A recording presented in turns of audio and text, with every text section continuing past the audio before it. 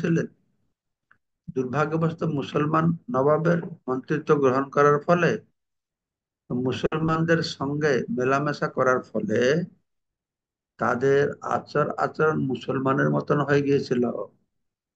তাই তারা নিজেদের নিচ জাতি বলে পরিচয় দিয়েছিলেন। জাতি শব্দটির অর্থ হচ্ছে জন্ম।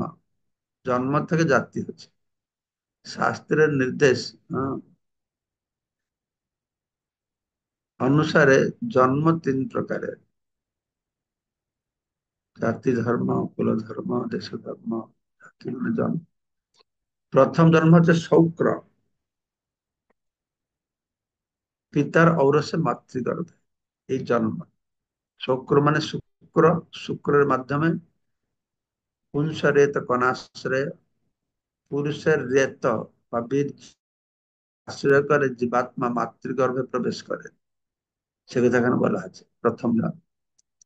দ্বিতীয় জন্ম হচ্ছে সাবিত্রীয়, সংস্কার বিধি গ্রহণ করা আছে। দ্বিতীয় জন্ম উপবীত গ্রহণ করে। আর তৃতীয় জন্ম হচ্ছে দীক্ষা, সদ্গুরু কাছে ভগবত ভক্তি অবলম্বন করার জন্য দীক্ষা গ্রহণ করা। তিনটে জন্ম। পিতার ঔরসে মাতৃগর্ভে জন্ম হয়, সাবিত সংস্কার বৃদ্ধির একটা জন্ম হয়, আর সদ্গুরু যে গুরু পরম্পরায় এসেছে, হ্যাঁ, সদ্গুরু পরম্পরায় এসেছে, ভগবত ভক্তি লাভের জন্য যে দীক্ষা না হয়, এটা একটা জন্ম। নিত্য বৃত্তি গ্রহণ করার ফলে এবং নিত্য মানুষদের সঙ্গ করার ফলে মানুষ স্বাভাবিকভাবেই নিচ্চ হয়ে যায়। যার সঙ্গ করবে তার স্বভাব প্রবৃত্তি সে লোকের মধ্যে এসে প্রকাশিত হবে। তো দবির খাস ও সাক্কর মল্লিক গো ব্রাহ্মণ দ্রোহী মুসলমানদের সঙ্গে সঙ্গে সঙ্গে সঙ্গ করছিলেন। দবির খাস ও সাক্কর মল্লিক তারা, অর্থাৎ রূপ সনাতন পূর্বে কি করেছিলেন? গো ব্রাহ্মণ দ্রোহী মুসলমানদের সঙ্গে সঙ্গ করছিলেন। শ্রীমদ ভাগবতে সপ্তম স্কন্ধে বর্ণনা করা হয়েছে যে প্রতিটি মানুষই বিশেষ কোন শ্রেণীভুক্ত, শাস্ত্রে বর্ণিত বিশেষ লক্ষণের দ্বারা কোন ব্যক্তিকে চিনতে পাওয়া যায়। যার যে লক্ষণ, সেই লক্ষণ অনুসারে সে বিভিন্ন স্তরে অধিষ্ঠিত হয়। দবির খাস ও সাক্কার মল্লিক উভয়ই ব্রাহ্মণ কুলোদ্ভব ছিলেন, কিন্তু মুসলমান নবাবের মন্ত্রিত্ব গ্রহণ করার ফলে এবং মুসলমানের সঙ্গ প্রভাবে তাদের চিত্তবৃত্তি মুসলমান ভাবধারায় প্রভাবিত হয়েছিল। যেহেতু ব্রাহ্মণোচিত বৃত্তি তাদের প্রায় লোপ পেয়ে গেছিল, তাই তারা নিজেদের নিচ জাতি বলে পরিচয় দিয়েছিলেন। তাদের দৈন্য ভাব সেজন্য ভক্তি রত্নাকর গ্রন্থে স্পষ্টভাবে বর্ণনা করা হয়েছে যে যেহেতু সাক্কার মল্লিক ও দবির খাস নিম্ন স্তরের মানুষদের সঙ্গ করেছিলেন, তাই তারা নিজেদের নিচ জাতি বলে পরিচয় দিয়েছিলেন, কিন্তু প্রকৃতপক্ষে তারা অতি উন্নত ব্রাহ্মণ কুলে জন্মগ্রহণ করেছিলেন। তো একটি শ্লোক কৃষ্ণদাস কবিরাজ গোস্বামী একটি শ্লোক উদ্ধৃত করছেন: মত্তুল্য নাস্তি পাপাত্মা নাপরাধি চ কশ্চন পরিহারে অপি লজ্জা মে কিম ব্রুবে পুরুষোত্তম। শিল রূপ গোস্বামী কৃত, শিল রূপ গোস্বামী কৃত এই শ্লোকটি ভক্তির সামর্থ্য সিন্ধু থেকে এসেছে। 1 to 154, ঠিক আছে। এই শ্লোকে বলা আছে, হে পুরুষোত্তম, আমাদের মতো পাপী নেই, আমাদের মতো অপরাধীও নেই। আমাদের পাপ ও অপরাধের উল্লেখ করে সেগুলি পরিহার করতেও আমাদের লজ্জা আছে। কত দৈন্য ভাব ছিল ওনাদের। খুব মহাত্মা ছিলেন, খুব পণ্ডিত ছিলেন, উচ্চ বংশের ছিলেন, কিন্তু হৃদয় থেকে তার দৈন্য ভাব প্রকাশ করছেন। মত তুল্য নাস্তি পাপাত্মা। মত তুল্য মানে আমার মতন, আমার মতো কোনো পাপী নেই, ন অপরাধী চ কশ্চন, কোনো অপরাধী কেউ নেই। হ্যাঁ? পরিহারে অপি লজ্জা মে কিম ভুবে পুরুষোত্তম। হ্যাঁ, অপরাধে, আমাদের এই পাপ আর অপরাধের উল্লেখ করে যে পরিহার করতেও আমাদের লজ্জা লাগছে। পতিত পাবন হেতু তোমার অবতার, আম বই জগতে পতিত নাহি আর। তা আপনি তো পতিত পাবন, এই জন্য জগতে এসেছে। আমার মতন জগতে কেউ পাপী নেই। এইভাবে তিনি স্বয়ং আচরণ গ্রহণ দেখাচ্ছেন যে প্রত্যেকের মনোভাবটি এরকম হতে হবে যে আমি সব থেকে পতিত, সব থেকে বড় পাপী। তখন আমরা ভগবান চৈতন্য মহাপ্রভুর দৃষ্টি আকর্ষণ করতে পারবো। যে আমরা নিজেকে মনে করি আমি খুব মহান, আমি শ্রেষ্ঠ, আমি খুব যোগ্য ব্যক্তি, তখন আমরা চৈতন্য মহাপ্রভুর দৃষ্টি আকর্ষণ করতে পারবো না। নিজেকে পতিত বলে মনে করতে হবে, মনে করতে হবে না। আমাদের ক্ষেত্রে তো আমরা তো আসলেই পতিত, তো কোন যোগ্যতাই নেই। তো তার দৃষ্টান্তে বলছেন, জগাই মাধাই দুহি করিলে উদ্ধার, তাহা উদ্ধার শ্রম নহিল তোমার। তো দৃষ্টান্ত দিচ্ছেন, তার আগে তো জগাই মাঝে উদ্ধার হয়ে গেছে গৃহস্থ আশ্রমে, সন্ন্যাস আশ্রম নিয়েছেন, তারপরে গেছেন রামকেলিতে। তখন এই দুজন দেখা হয়েছে, তারা সেই জগাই মাঝের কথা বলছেন। জগাই মাঝাকে উদ্ধার করেছেন। হ্যাঁ, তাদের উদ্ধার করতে আপনার কোনো কষ্ট হয়নি। যেরকম জগাই মাঝিকে যখন উদ্ধার করেছেন, জগাই মাঝি বলছেন, হ্যাঁ, যে আগে অজামিলকে উদ্ধার করেছেন, জাত্যকে উদ্ধার করেছেন, তাদের উদ্ধার করাটা কোনো আপনার কষ্ট হয় না, তার যোগ্য ছিল উদ্ধার পাওয়ার জন্য। আমরা কিভাবে তাদের থেকে আরো বড় পাপী, সুন্দর বর্ণনা দেওয়া হয়েছে চৈতন্য ভাগ পড়বেন। তো ঠিক সেই রকম রূপ সনাতন বলছেন, জগের মধ্যে উদ্ধার করেছেন, ওটা কোনো ব্যাপার নয়, কোনো কষ্ট হয় না। না, আমাদের অবস্থাটা, তারা তো, তাদের কি ভালো ছিল না, তারা ব্রাহ্মণ জাতি, তারা নবদ্বীপে ঘর, নিচ সেবা নাহি করে, নহে নিচের কুরুপর। তারা আমাদের থেকে জগাই মধ্যে আমাদের থেকে ভালো ছিল। তারা ব্রাহ্মণকে জন্ম হয়েছিল, নবদ্বীপ ধামে তাদের পুণ্যভূমিতে জন্ম হয়েছে। তারা তো আমাদের মতো কোনো নিচ্চ মানুষের সেবা করে না। তখন তারা কখনো নিচ্চ স্তরের মানুষের সেবা করেননি। তারা কখনো নিচ্চ কাজে, হ্যাঁ, নিজের নিচ্চ কাজ সাধনের মাধ্যমে ছিল না। নয় নিচের কুরপর, কুরপর মানে তারা কখনো নিচ্চ কাজ সাধনের মাধ্যমে ছিল না, মাধ্যম ছিল না, মাধ্যম ছিল না।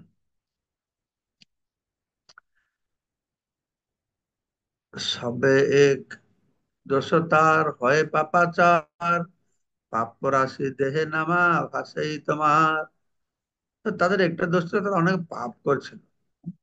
তারা অনেক পাপের প্রতি আসক্ত ছিল। এমনি তারা ব্রাহ্মণকে জন্মাইছে, নবদ্বীপে হয়ে গেছে, নিচু লোকেদের কাউ সেবা করতে হয় না, তো পাপ কাজ করছিল। কিন্তু ওই পাপ থেকে মুক্তি পেতে কোনো সমস্যা নেই, কিন্তু নামাভাসে, আর নামাভাসে তো পাপ থেকে মুক্ত হয়ে যাবে। নাম অপরাধ আছে, নামাভাস আছে, শুদ্ধ নাম আছে।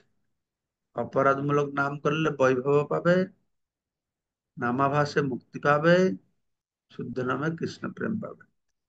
ছিল রূপ গোস্বামী ও সনাতন গোস্বামী নিজেদের জগাই ও মাধের থেকেও অধম বলে ঘোষণা করেছিলেন। তার প্রমাণও করছে যুক্তি দিয়ে যে আমরা কিভাবে তাদের থেকে অধম। মদ্যপ ও দুরাচারী জগাই মাথায়কে উদ্ধার করতে মহাপ্রভু কোন শ্রম স্বীকার করতে হয়নি বলে রূপ গোস্বামী সনাতন গোস্বামী নিজেদের জগাই মাথায় থেকে অধিক পতিত বলে মনে করেছিলেন। তাদের বিচারটি কিরকম ছিল? তারা বিবেচনা করেছিলেন যে জগাই মাথায় পাপী হলেও তাদের জীবন অন্যান্য দিক থেকে অধিক উন্নত ছিল। তারা নবদ্বীপে ব্রাহ্মণ ঘরে জন্ম হয়েছিলেন, এবং এই ধরনের ব্রাহ্মণরা সাধারণত পুণ্যবান। পুণ্যবান ঘরে জন্ম হয়েছে, পুণ্যকর্ম জন্য তার পূর্বজন্ম স্বীকৃতি ছিল। পুণ্যবান ঘরে ব্রাহ্মণের জন্ম হবে কি করে? যদিও অসৎ সঙ্গের প্রভাবের ফলে তারা পাপ কর্মের প্রতি আসক্ত হয়েছিল, পরবর্তী সময় ব্রাহ্মণের জন্ম হলেও পরবর্তী সময়ে এই দুঃসঙ্গের প্রভাব এসে তারা পাপ কর্ম করেছিল। তবুও ভগবানের দিব্য নাম গ্রহণের ফলে সেই সমস্ত অনর্থ অনায়াসে নিবৃত্তি হয়। জগাই মাধায়ের চরিত্রের আরেকটি গুণ ছিল এই যে ব্রাহ্মণ কুলোদ্ভব হওয়ায় তারা অন্য কারো দাসত্ব গ্রহণ করেন। এরা যেরকম চাকরি করছিল তারা দাসত্ব গ্রহণ করেন বলছে, তাই না? আমি তো শুনেছি তারা, কোথায় একটা লেখা ছিল তারা কটুয়াল ছিল, মানে যাই না ওরা পারিশ্রমিক নিয়ে করতো না এমনি দাদাগিরি করতে বলে তাদেরকে রাজা ব্যবহার করতাম জানতাম, জানি না। তো ব্রাহ্মণের পক্ষে অপরের অধীনে চাকুরি করা শাস্ত্র নিষিদ্ধ। চাকুরি করাকে কুকুরের বৃত্তির সঙ্গে তুলনা করা হয়েছে। যারা চাকরি করে তারা কুকুরের মতো। তো কুকুরও মনিবের ছাড়া ছাড়া থাকতে পারে না, এবং তার মনিবকে তুষ্ট করার জন্য সে বহু মানুষের অসন্তোষের কারণ হয়। আরে বিরাট ব্যাপার তো। ব্রাহ্মণরা চাকরি করে না, রাজার কাছ থেকে মাইনাও নেয় না। সেই জন্য আমাদের চাণক্য যখন রাজা করলো কাকে, চন্দ্রগুপ্তকে, ও শহরে না থেকে জঙ্গলে থাকতো, কি আশ্রম করে। কোনো মাইনে নিলে রাজার কথা শুনতে হবে, সত্য কথা বলতে পারবে না। সেই জন্য হম আমাদের সবাই এরকম অবস্থা। চাকরি করি বা না করে নিজেরা সুবিধা অসুবিধাকে বিচার করে পরের কথা শুনতে হয়। কখন খারাপ কাজ হচ্ছে চুপ করে বসে থাকতে হয়। আমাদের জীবনটা এরকম। আহ, তো কেননা কেউ চাকরি করে টাকা পয়সা নিচ্ছে, তো তার কাজ হচ্ছে মালিক যেটা চাইবে সেটা করতে হবে, তাকে সন্তুষ্ট করতে হবে। হ্যাঁ, আর তাকে সন্তুষ্ট করতে গিয়ে বহু লোক তার উপর সন্তুষ্ট হবে। তো মনিবকে তুষ্ট করার জন্য সে নিরীহ মানুষদের উদ্দেশ্যে চিৎকার করে। তেমনই কেউ যখন কারো দাসত্ব করে তখন তার প্রভুর নির্দেশ অনুসারে তাকে নানা রকম জঘন্য কাজ করতে হয়। তাই দবির খা সাক্কর মল্লিক নিজেকে জগাই মাঝে থেকেও অধম বলে মনে করেছিলেন। জগাই মাঝে আমরা দৃষ্টান্ত দেই, পাপি তাপি যত ছিল হরিনাম উদ্ধার হলো তার সাথে জগাই মাধাই। রূপ সনাতন বলছে আমরা তার থেকে আরো অধম আরো পতি। এটা ছিল ওদের মনের ভাব। জগাই ও মাধাই কখনো নিচ্চ ব্যক্তির দাসত্ব গ্রহণ করেননি।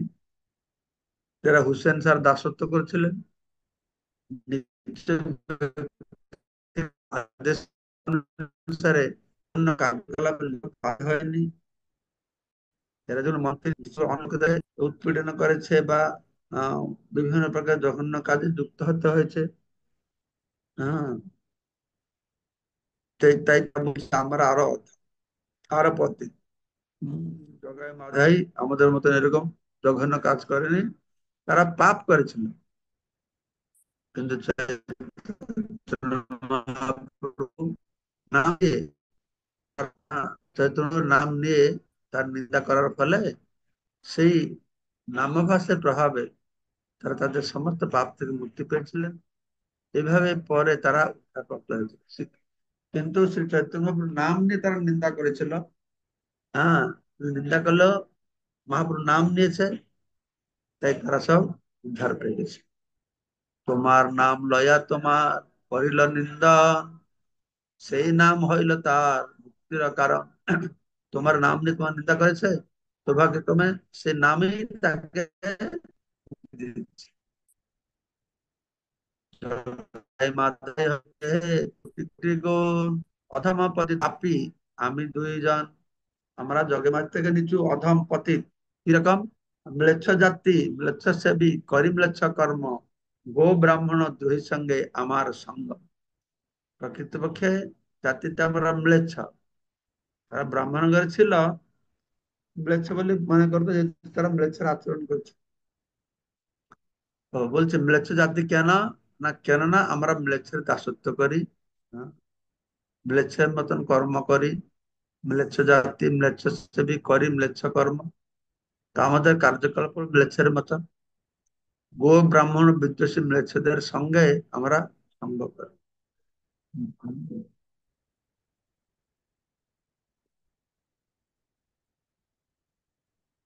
প্রকৃতপক্ষে হ্যাঁ, তো ম্লেচ্ছ দুই প্রকারের, জন্ম অনুসারে ম্লেচ্ছ, সঙ্গ দ্বারা ম্লেচ্ছ।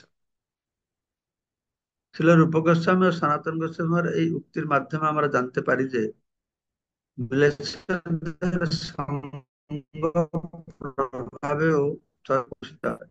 বর্তমানে ভারত রাষ্ট্রপ্রধান হচ্ছেন তথাকথিত ব্রাহ্মণ, কিন্তু ভারতের বহু প্রদেশে কনসাইখানায় প্রতিদিন গোহত্যা হচ্ছে এবং বৈদিক সংস্কৃতির বিরুদ্ধে প্রচার হচ্ছে। বৈদিক সভ্যতায় আমিষ আহার ও মদ্যপান সম্পূর্ণ নিষিদ্ধ ছিল, কিন্তু বর্তমান ভারতবর্ষে আমিষ আহার, মাদক দ্রব্য গ্রহণ করতে অনুপ্রাণিত করা হচ্ছে। সরকার বেশি এটাকে উৎসাহিত করছে। মদ মদটা খাওয়া ভালো নয় সবাই জানে, কিন্তু মদের সরকারের বেশি ট্যাক্স পায়। মদটা খারাপ, সরকার ট্যাক্স দিলে মদটা অমৃত হয়ে যাবে নাকি? খারাপ হলে তো খারাপ হয়ে থাকে। কিন্তু এই মদ, আমি, আমার খেলা, এগুলো ভগবান, এ, সরকার এগুলো বন্ধ করতে পারবে না। ইন্দিরা গান্ধীকে বলা হয়েছিল যে তুমি গোটা বন্ধ করো, ইন্দিরা গান্ধী বলছে যে আমাদের এক্সপোর্ট করা হচ্ছে, চামড়া এক্সপোর্ট করা হচ্ছে, এইসব ইন্ডিয়ার ইকোনমিক কমে যাবে। মাংস বিক্রি করে, চামড়া বিক্রি করে, ইস্কন ইন্ডিয়ার আহ, অর্থনৈতিক উন্নতি করতে চায়। এই সমস্যা হয়ে গেছে। তথাকথিত সমস্ত ব্রাহ্মণেরা সারা রাষ্ট্রের নেতৃত্ব প্রদান করছেন, তারা যে কত অধঃপতিত হয়েছেন তা সহজে অনুমান করা যায়। তথাকথিত তারা বর্তমান অনেক ব্রাহ্মণ পরিবারের লোক আছে, তারা বড় বড় পদে বসে আছে, রাজনৈতিক নেতা আছে, অফিসার আছে, কিন্তু কাজে ইংরেজ মতন কাজ করছে। এই সমস্ত তথাকথিত ব্রাহ্মণেরা মোটা টাকা পাওয়ার আশায় কনসাইখানা খুলতেও অনুমতি দিচ্ছেন। এই সমস্ত অফিসাররা সই করে দিচ্ছে, রাজনৈতিক নেতারা ভোট পাবে, টাকা পাবে। হ্যাঁ, তারা হিন্দু কিন্তু। আর কনসাইখানা তো মুসলমান খুলছে না, হিন্দুরাই খুলছে। কিভাবে হিন্দুর পারমিশন দিচ্ছে? আমি শুনেছি উড়িষ্যাতে গিয়েছিলাম, সব হাজার হাজার গাই উড়িষ্যা থেকে পাচার করে দিচ্ছে আন্ধ্রপ্রদেশে কনসাইখানে মারবার জন্য। আর যতগুলো এই গরু পাঠাবার লোক, নেতা, মেন মেন লোক, তার সব হিন্দু। তো তাহলে তাদের কি বলা হবে? তাদেরকে হিন্দু বলা হবে না জবান বলা হবে, না ম্লেচ্ছ বলা হবে? এদের কার্য এটাই। তো কনসাইখানা অনুমতি দিচ্ছে এই ধরনের জঘন্য কার্যকলাপ বন্ধ করার জন্য, তো প্রতিবাদও করছে না, বরঞ্চ এটাকে অনুপ্রেরণা দিচ্ছে।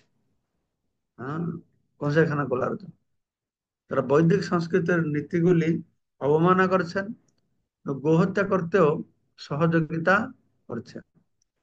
হ্যাঁ, আমাদের বেঙ্গলে দেখো কত কনসাইখানা একটার পর একটা খুলে যাচ্ছে। হ্যাঁ, কমিউনিস্ট শাসনের সময় কোটা হয়েছিল, তারপরে বর্তমান সরকারও অনেক কনসাইখানা। আর আমাদের এই এই কোথায় একটা, এই রানাঘাট থেকে একটা কনসাইখানা করেছে বলে আমাদের হিন্দু নেতা একটা, সে কত উদ্বোধন করতে গেছে, আর কত আমি এই অঞ্চল কত উন্নতি করেছি দেখো, আমি নেতা হওয়ার পরে এটা কনসাইখানা খুলেছি, কত উন্নতি হবে। এই হচ্ছে কথা, কি অবস্থা। তার ফলে তৎক্ষণাৎ তারা ম্লেচ্ছ ও জবনে পরিণত হয়ে যাচ্ছে। এই ভারতে বলতে পারে হিন্দু সংখ্যা অত, কিন্তু আসলে এইসব হিন্দু নয়, এরা সব ম্লেচ্ছ আর জবন। নামে হিন্দু, নামে ব্রাহ্মণ। ম্লেচ্ছ হচ্ছে মাংসাহারী, আর জবন হচ্ছে বৈদিক ও সংস্কৃতি বিদ্বেষী। ও, প্রভুপাদ এটা ম্লেচ্ছ জবন, আমি এমনি আহ, খ্রিস্টানদেরকে ম্লেচ্ছ বলতাম, আর মুসলমানদেরকে জবন বলতাম আমার ধারণা অনুসারে। প্রভুপাদের ডেফিনেশন দিয়েছেন, যারা মাংস খায় তারা ম্লেচ্ছ, আর যারা বৈদিক সংস্কৃতি মানে না তারা হচ্ছে জবন। দুর্ভাগ্যবশত আজ এই ম্লেচ্ছ ও জবানেরা নেতা হয়ে গতিতে বসিয়েছে। আপনি প্রভুপাদ কত স্পষ্টবাদী আছেন, হ্যাঁ। তাহলে সমাজে শান্তি ও সমৃদ্ধি আসবে কি করে?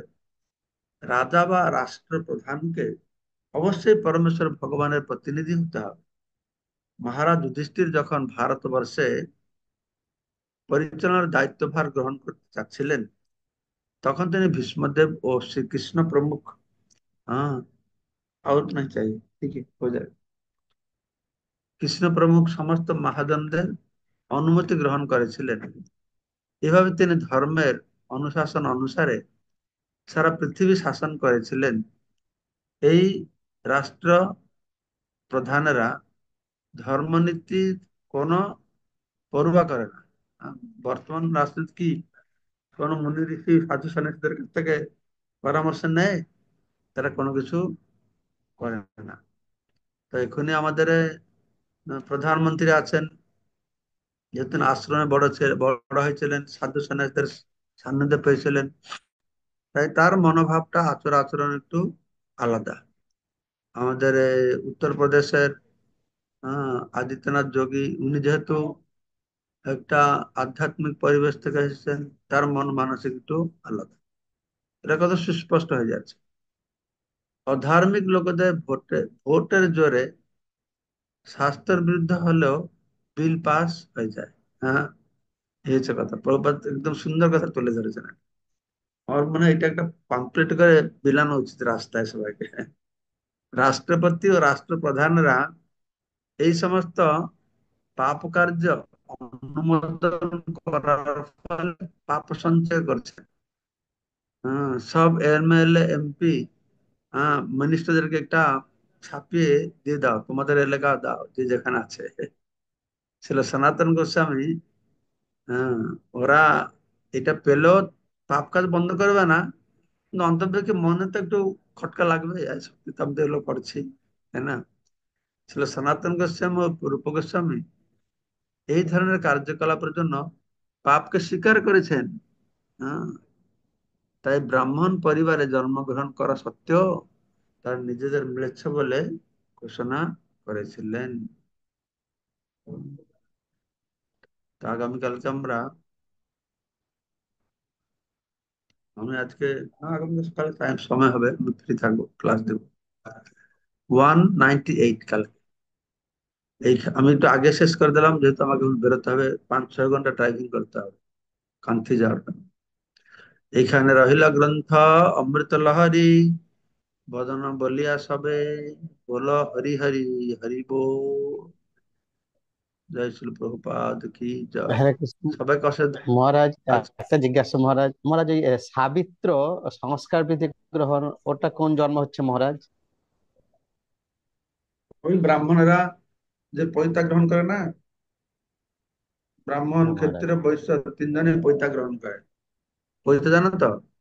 হ্যাঁ মহারাজ। ওটাই সাবিত্রী জন্ম। আহ,